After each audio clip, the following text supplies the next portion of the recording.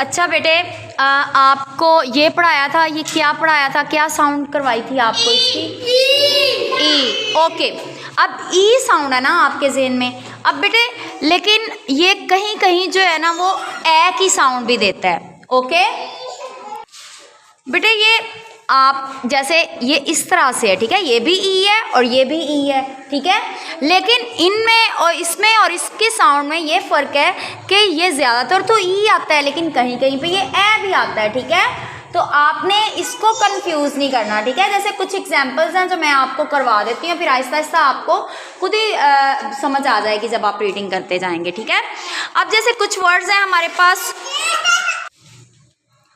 अब यहाँ पे लॉन्ग ई, अब ई की साउंड हमने दो तरह से की है ना, एक ए और दूसरा ई, ऐसी है ना, शॉर्ट साउंड ए और लॉन्ग साउंड ई करवाया ना आपको। ओके जी, अब बेटा ये देखें, जैसे ये एग्जाम्पल है लॉन्ग साउंड वाली, ई फ, लेफ, ई प, ट ई च,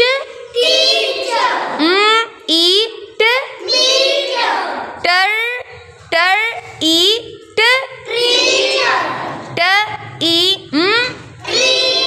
टीम, ज ईन्स जीन्स, ट ई ठीक है। अब इस तरह से ये अब शॉर्ट साउंड वाले वर्ड्स हैं हमारे पास, ठीक है।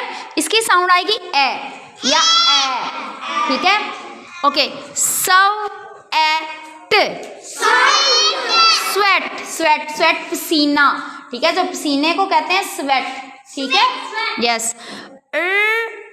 डी, रेडी, वेरी गुड, रोज यूज करते हैं ना, रेडी हो जाओ, रेडी हो जाओ स्कूल के लिए, छुट्टी के लिए, पढ़ने के लिए, ऐसी है ना, तो ये स्पेलिंग है रेडी के। Okay, set A D, study, सब एड,